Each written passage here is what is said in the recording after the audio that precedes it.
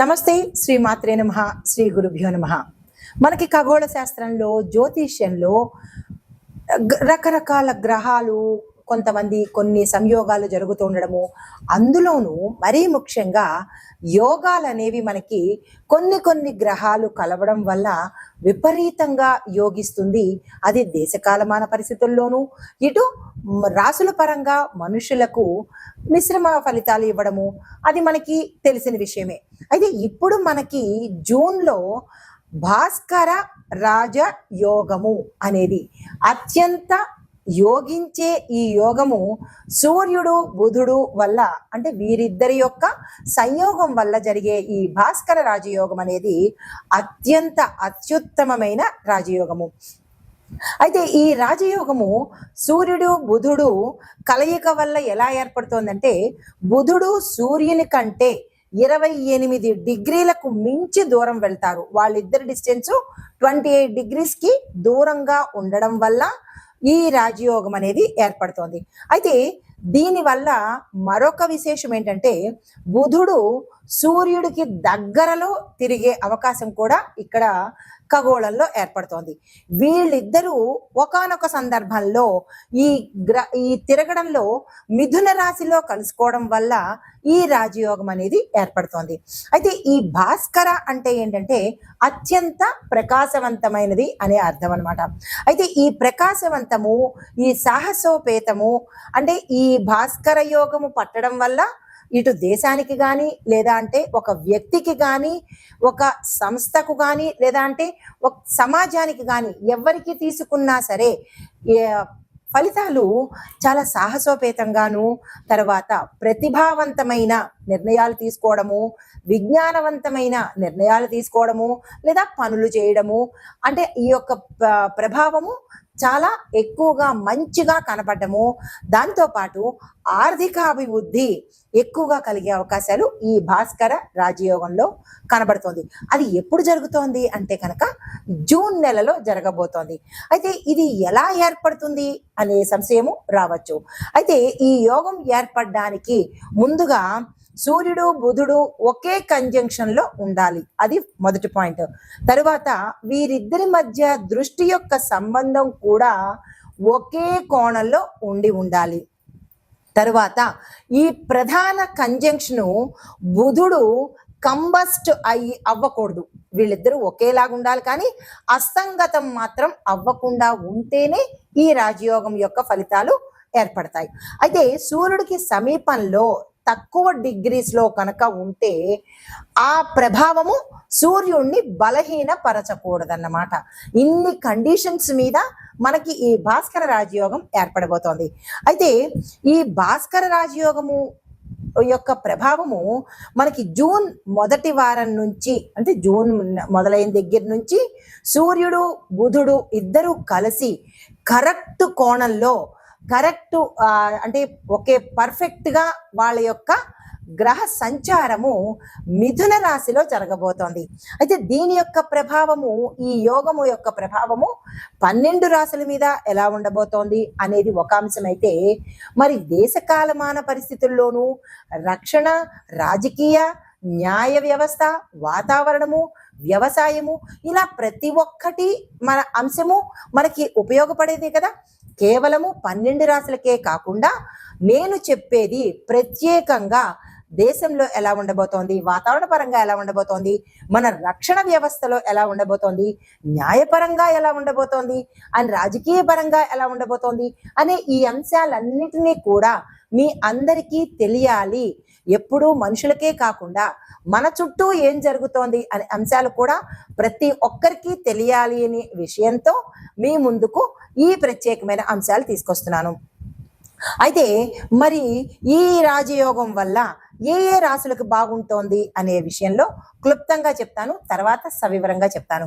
ముందుగా మిథున, కన్య, తుల, ధనస్సు, కుంభరాశుల వాళ్లకు, ఈ రాశుల వాళ్ళకి విపరీతమైన, అత్యంత లాభదాయకమైన, యోగ్యదాయకమైన, విశేషమైన ఫలితాలను ఇవ్వబోతున్నాడు. అయితే ఈ రాశుల వాళ్ళకి ఎలా ఉండబోతోంది అంటే, వీరు అత్యంత సాహసోపేతంగాను, కొత్త కొత్త అవకాశాలు తెచ్చుకోవడంలోనూ, ప్రతిభ ధైర్యము ప్రదర్శించడంలోనూ, విద్య, ఉద్యోగము, వ్యాపారము, మీడియా, కమ్యూనికేషను, చట్ట చట్టము అంటే న్యాయము, రాజకీయ రంగాలలో ఈ ఎవరైతే ఉంటారో, నేను ఇందాక ప్రస్తావించిన రాసుల వాళ్ళు ఎవరైతే ఉంటారో వాళ్ళకి విశేషమైన ఫలితాలు కనబడబోతున్నాయి. అయితే మరి మిగతా రాసుల వాళ్ళకి ఎలా ఉండబోతోంది అంటే కనుక కొంత మిశ్రమ ఫలితాలు ఉంటాయి, కానీ అంత విశేషమైన ఫలితాలు ఈ సమయంలో దక్కబోదు. అయితే మరి సామాజిక, ఆర్థిక, రాజకీయ, వాతావరణ, రక్షణ, న్యాయ వ్యవస్థల మీద ఎలా ఉండబోతోంది అనే అంశంలో రైతులకు అంటే ముందుగా వ్యవసాయాన్ని చూసుకున్నట్టయితే రైతులకు సాంకేతికంగాను అంటే టెక్నికల్ గాను, సమాచార వ్యవస్థలు, అడ్వైజరీ వ్యవహారాలు ముందుగా ఎక్కువగా బలపడతాయన్నమాట. అంటే రైతుల్ని ఎడ్యుకేట్ చేసే విధంగా ఉపయోగపడుతుంది. తర్వాత వర్షాలు కనుక సమయానికి కురిస్తే రైతులకు అత్యంత సంతోషంగాను లాభంగాను ఉంటుంది. ప్రతి ఒక్క రైతు ఆనందంతో నాట్యమాడే సమయము ఈ రాజయోగం అన్నమాట. అయితే తర్వాత మరి ఆర్థిక వ్యవస్థ ఎలా ఉంటుంది అంటే కొత్త ఆవిష్కరణలు అంటే కొత్త కొత్త ఇన్వెన్షన్స్ ప్రవేశపెట్టడము, పెట్టుబడులతోనూ స్టార్టప్ కంపెనీలకు కమ్యూనికేషన్ రంగంలో ఉన్న సిచ్యుయేషన్స్ ఏవైతే ఉంటాయో వాటిలో ప్రొడక్టివిటీ గ్రోత్ అనేది కనబడుతుంది. తర్వాత ఎంఎస్ఎంఈ సంస్థలు, సాంకేతిక పరిశ్రమలు చాలా బలపడతాయి. తర్వాత సామాజిక వ్యవస్థ ఎలా ఉండబోతోందంటే యువతలో అత్యంత సాహసము, ధైర్యము, శక్తి, ఆత్మవిశ్వాసాలు పెరుగుతాయి. విద్య, పరిశోధన, కమ్యూనికేషన్ రంగాలలో కొత్త కొత్త ఇన్వెన్షన్స్ కూడా రాబోతున్నాయి. అయితే మరి న్యాయ వ్యవస్థ ఎలా ఉండబోతోంది అంటే కొత్త చట్టాలు మనకి పాలసీలుగా త్వరలో అమలు రాబోతున్నాయి. ఈ విషయాలు గుర్తుపెట్టుకోవాలి మీరు. అయితే ఇలాంటివన్నీ ఫ్యూచర్లో జరగబోయేవన్నీ మనకి ముందుగా తెలియచెప్పేదే జ్యోతిష్యం అండి. అందరూ అంటారు జ్యోతిష్యాన్ని నమ్మము అంటారు. కాదు, జ్యోతిష్యాన్ని నమ్మాలి. వాస్తవాలను మన కళ్ళకు కట్టినట్టుగా చెప్పేదే, ముందుగా జాగ్రత్త పడమని చెప్పేదే జ్యోతిష్యం అనమాట. అయితే మరి రాజకీయ వ్యవస్థ ఎలా ఉంటుంది అంటే కనుక నాయకత్వంలో మన లీడర్స్లో దూకుడుతనము, కొత్త కొత్త విధానాలు కూడా ప్రవేశపెట్టబోతున్నారు. అయితే సోషల్ మీడియా, కమ్యూనికేషన్ రంగాలలో వివాదాలు, ప్రచారాలు కూడా ఎక్కువగా పెరుగుతాయంట. అంటే ఒకవైపు మంచి జరుగుతుంటే మరొక వైపు చెడు దుష్ప్రచారాలు కూడా జరిగే అవకాశాలు.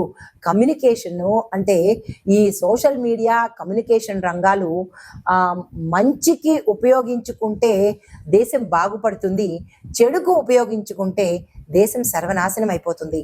కాబట్టి ప్రతి ఒక్కళ్ళు దేశ క్షేమం కోసం మాత్రమే పని చెయ్యాలి అనేది ఒక చిన్న రిక్వెస్ట్ అన్నమాట. అయితే మరి రక్షణ వ్యవస్థ ఎలా ఉండబోతోంది అంటే కనుక సైనిక వ్యవస్థలో కమ్యూనికేషన్ పెరుగుతుంది. సాంకేతిక రంగాలలో అంటే టెక్నికల్గా, టెక్నాలజీ పరంగా అభివృద్ధి, గ్రోత్, డెవలప్మెంట్ కనబడుతోంది. సైబర్ సెక్యూరిటీ అంటే చాలా అభివృద్ధి అవుతుంది, బలపడుతుంది. ఇప్పుడు ఇవాళ రేపు చాలా సైబర్ క్రైమ్స్ ఎక్కువైపోతున్నాయి. దాన్ని కంట్రోల్ చేసి ప్రజలకు మంచి చేసే ఉద్దేశాలతో కొత్త కొత్త చట్టాలు కానీ, కొత్త కొత్త ప్రణాళికలు కానీ జరిగే అవకాశాలు ఈ భాస్కర రాజయోగంలో ఎక్కువగా కనబడుతోంది. అయితే కొన్ని ముఖ్య అంశాలు, చాలా ఇంపార్టెంట్ ఈవెంట్స్ నేను మీకు ఇప్పుడు చెప్పబోతున్నాను. భాస్కర ఈ రాజయోగం వల్ల ఇంటెలిజెన్సు, కమ్యూనికేషన్ స్కిల్స్, రచనా ప్రతిభ, న్యాయము, పాలిటిక్స్, టెక్నాలజీ ఈ రంగాలలో పెద్ద పెద్ద అవకాశాలు యువతకు వస్తాయన్నమాట. అంటే ఉద్యోగ అవకాశాలు కానీ, స్టార్టప్స్ పెట్టుకోవడం కానీ, ఈ దిశగా ఎవరైనా ప్రయత్నం చేస్తే కనుక మంచి ఆపర్చునిటీ వచ్చే అవకాశాలు ఎక్కువగా ఉన్నాయి. రెండో పాయింట్, మిథునము, కన్యా, తుల, ధనస్సు, కుంభరాశుల వారికి ఎక్కువగా గొప్ప గొప్ప అవకాశాలు వచ్చే దిశ కనపడుతోంది. ఈ రాశుల్లో ఉండేవారు ఎవరైనా సరే, ఏ రంగంలో ఉన్న వాళ్ళైనా సరే, మీ టాలెంట్ను ప్రదర్శించడం కానీ, కొత్త కొత్త అవకాశాలు వెతుక్కోవడం కానీ ఈ సమయంలో కనుక చేసినట్టయితే మీరు హై స్థాయికి వెళ్ళే అవకాశాలు చాలా ఎక్కువగా కనబడుతున్నాయి. దేశంలో చూసినట్టయితే ఇంకొక పాయింట్, ఆర్థిక వ్యవస్థ, రాజకీయాలు, సాంకేతిక రంగాలు కూడా చాలా స్ట్రాంగ్ అవుతాయి, బలపడతాయి అన్నమాట. ఇవి మనకి ఈ భాస్కర రాజయోగం వల్ల జరగబోయే ముఖ్యమైన అంశాలు. నమస్తే. తదుపరి రాశి ధనస్సు రాశి. ఈ రాశిలో గ్రహస్థితి అనగా సూర్యుడు మరియు బుధుడు మిథున రాశిలో సంచారం చేయడం వల్ల ఈ భాస్కర రాజయోగంలో యొక్క ఫలితము ఈ రాశిలో వారికి 7వ ఇంట ప్రభావం చూపిస్తోంది. ఆ 7వ ఇంట ప్రభావం దేని మీద ఉంటుంది అంటే కనుక వ్యాపార భాగస్వామ్యాలు విశేషంగా కలిసి వస్తాయి. వివాహ సంబంధాలు, వివాహం కాని వారికి వివాహ యోగ్యం కనబడుతోంది. అన్ని రకాలుగా లాభాలు, ఆర్థిక పరమైన లాభాలు, వ్యాపారపరమైన లాభాలు, రాజకీయ లాభాలు, విద్యార్థులకు లాభాలు, శుభకార్యాలు, శుభ వర్తమానాలు, ఇలా ఒకటేంటి అన్ని రకాల లాభాలను ఈ సమయంలో ప్రతి రంగంలో ఉన్న వాళ్ళు అనుభవించే అవకాశం కనబడుతోంది. ఈ సమయాన్ని ఎవ్వరూ వృధా చేసుకోకండి. విద్యార్థుల దగ్గర నుంచి ప్రతి ఒక్కళ్ళు దీన్ని ఉపయోగించుకునే ప్రయత్నం చేసుకోండి. విశేషమైన, ముందు చెప్పినట్టుగా విశేషమైన ధనపరంగాను, సామాజిక పరంగాను, గౌరవపరంగాను, ఆత్మవిశ్వాసంతోనూ, ఇలా ఒకటేంటి అన్ని రకాలుగా ధనస్సు రాశి వారికి ఇది గోల్డెన్ పీరియడ్ అని చెప్పొచ్చు. దీన్ని ఏ రకంగానూ వృధా చేసుకోకండి. అయితే వ్యాపారస్తులైతే భాగస్వాముల వల్ల గతంలో ఇబ్బందులు పడినా లేదా కొత్తగా భాగస్వామ్యంలో చేరాలి అని అనుకున్నా ఈ సమయం కరెక్ట్ సమయం కాబట్టి దానికి సంబంధించిన ప్రణాళికలు, ప్లాన్లు వేసుకునే ప్రయత్నం చేసుకోండి. అయితే వివాహం కోసం ఎవరైతే ప్రయత్నాలు చేస్తున్నారో లేదా దగ్గర దాకా వచ్చి వెనక్కి వెళ్ళిపోవడమో లేదా నచ్చలేదు అని రిజెక్ట్ చేయడమో ఇలాంటివి ఏమైనా గతంలో మీరు పొంది ఉంటే కనుక మళ్ళా ఈ సమయంలో ప్రయత్నం చేయండి. సక్సెస్ అయ్యే అవకాశాలు చాలా ఎక్కువగా కనబడుతున్నాయి.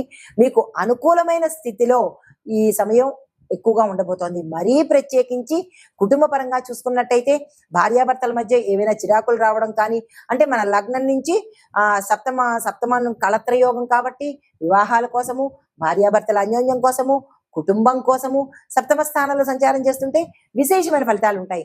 దాన్ని మీరు ఉపయోగించుకునే ప్రయత్నం చేసుకోండి. అయితే మీకు చెప్పదగిన పరిహారము, మీ రాశి రీత్యా మీకు గురువు అధిపతి కాబట్టి గురువారం రోజు విష్ణు సహస్రనామ పారాయణ తప్పనిసరిగా చేసుకోండి.